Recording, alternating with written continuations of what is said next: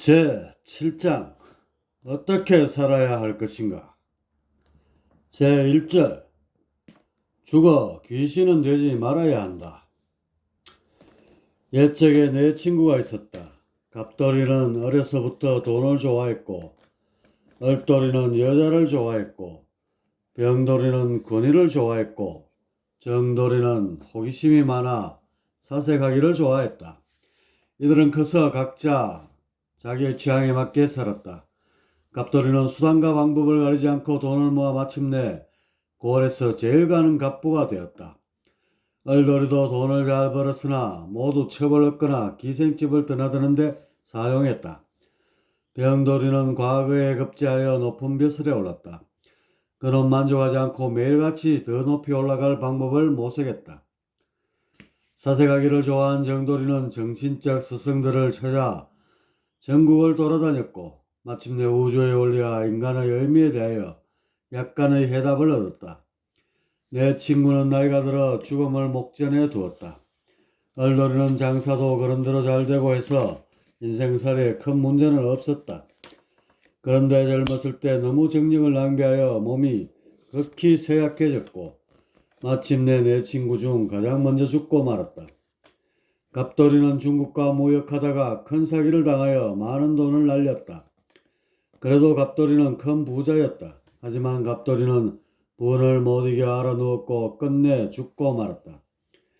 병돌이는 권력을 잡기 위해 많은 사람들을 모함하기도 하였다. 그는 많은 업적을 남겼는데 모두 권력을 누리기 위한 목적에 쓰였다. 그런데 말년의 당파 싸움에 말려 그만 억울한 죽음을 당하고 말았다. 정돌이는 다른 세 친구에 비해 가난하고 초라하게 살았다.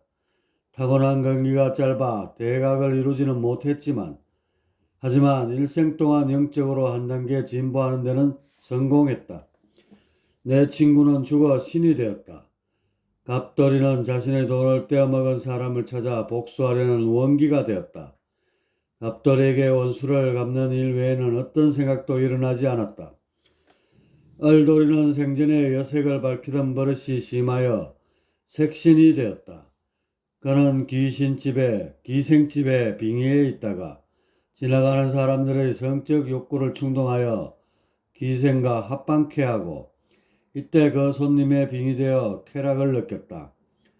병돌이는 앞의 두 친구와는 달리 나름대로 학문도 공부하고 형식적이나마 대인의 처세도 해보았기 때문에 이들보다는 한 단계 높은 신명이 되었다. 갑돌이와 얼돌이는 원한 쾌락에 의해 생각하고 행동하는 귀신이지만 병돌이는 그래도 어느 정도는 자체 판단을 할 수 있는 신명이 된 것이다. 하지만 생전에 권력을 탐하던 버릇은 없어지지 않았다. 즉 남에게 대접받고 싶은 마음에 자손을 괴롭히며 제사를 거창하게 지내줄 것을 요구하였다. 몸이 이유 없이 아픈 자손이 무당을 찾아가 점을 치고는 신병임을 알고 구판을 열어 조상 대접을 하였다. 병돌이는 한동안 만족하는 듯 싶더니 다시 발동하였다.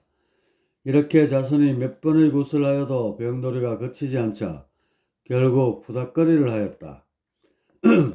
무당이 매서운 작두신장과 오방신장을 움직여 병돌이의 몸을 사정없이 칼로 내리쳤다.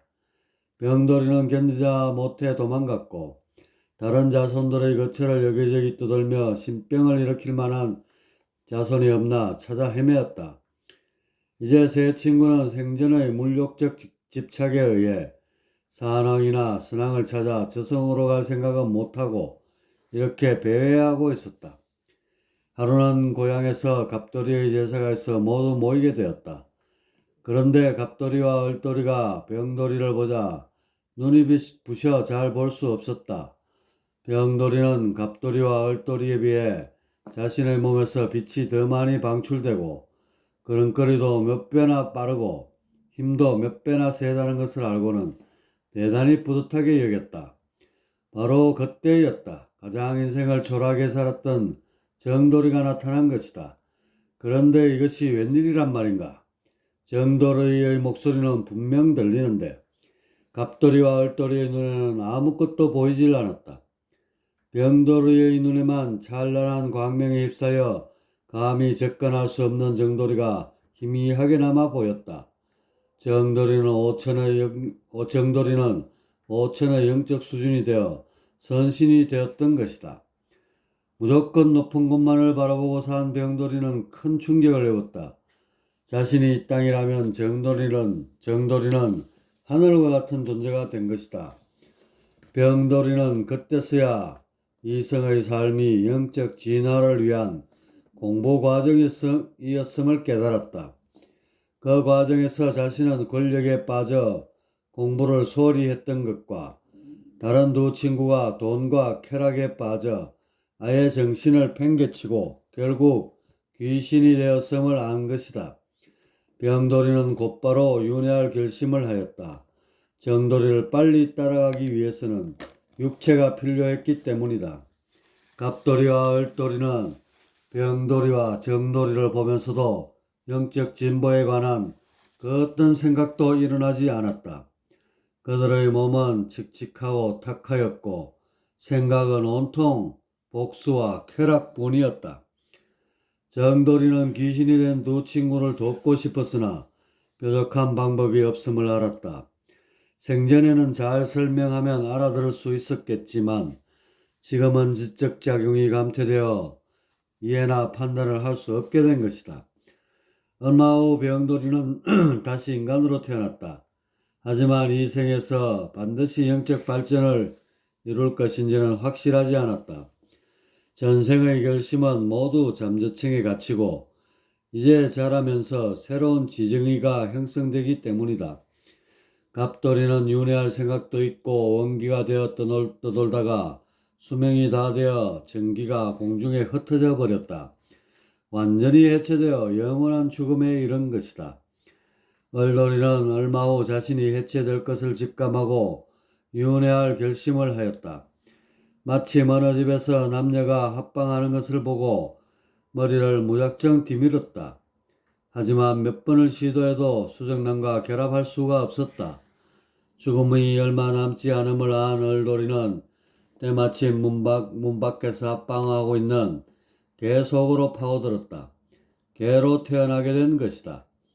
정돌이는 선계에서 500년을 살다가 지상에 내려와 명산의 산신으로 300년을 살았다. 그로 다시 사람으로 윤회하였다. 지금은 더 높은 영적 진화를 위해 노력하고 있다. 정돌이는 이대로 나간다면 6, 7천의 영지는 좋게 올라 수천 년을 성계에서 지내게 될 것이다.